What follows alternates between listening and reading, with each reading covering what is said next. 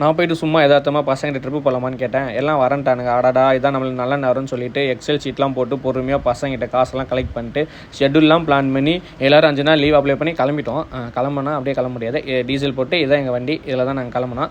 இது எங்கள் கம்பெனி கொஞ்சம் அளவாக தான் காட்டும், ஏன்னா பசங்களோட போகிறோம். ஆடல் பாட நிகழ்ச்சியோட வைப்பாக தான் ட்ராவல் பண்ணிட்டு இருந்தோம். அந்த வைப் என்னாச்சுன்னா அடுத்த நாள் காலைல வரையும் எங்களோட ட்ராவல் ஆகிட்டு இருந்துச்சு. நான் இப்போ எங்கே ட்ராவல் ஆகிறோம்னு பார்த்தீங்கன்னா, நாங்கள் இந்த ஊட்டி, ஏற்காடு, ஏலகிரி தான் பிளான் பண்ணோம். ஆனால் எங்கள் பசங்க ஒத்த காலம் நின்னாங்க. போனால் கேரளா தான் போகணும், அது மூணாறு தான் போகணுன்ட்டு. சரி ஓகே, மூணாறில் ரூமை புக் பண்ணிட்டு கிளம்பிட்டோம். அந்த ரூமை கொடுத்தவரும் எங்களை நம்பி அந்த வேன் டிரைவருக்கு ஒரு கும்பிடு போடணும். ஏன்னா இதுதான் எங்கள் கேங்கு, எங்களை நம்பி வந்தது பெரிய விஷயம். தயவு செஞ்சு யாராவது ட்ரிப்பு பிளான் பண்ணால் ட்ரிப்பை கேன்சல் பண்ணிடாதீங்க. பாய்ஸ் அண்ட் கேர்ள்ஸ் ஜாலியாக போய் ட்ரிப் என்ஜாய் பண்ணுங்கள். அங்கே போய் நாங்கள் ஜாலியாக பாட்டு போட்டு டிவி பார்த்துலாம் வெயிட் பண்ணோம். அங்கே போய் நாங்கள் இந்த காரு ஆட்டோலாம் சுற்றணும். ஏன்னா அவ்வளோ பெரிய டெம்போ ட்ராவலில் தூக்கி நம்மளால் லோக்கல் ஷாப்பிங்லாம் போயிட்டு வர முடியாது. ஏன்னா வேன் டிரைவர் கஷ்டப்படுவாப்பில், அதெல்லாம் பார்த்து தான் போனோம். அதேமாரி மதியம் 2 மணிக்கே கிளைமேட் செம்மையாக இருக்குது. ஸோ ட்ரிப் பிளான் பண்ணால் கேன்சல் பண்ணாமல் போயிடுங்க. பாய்.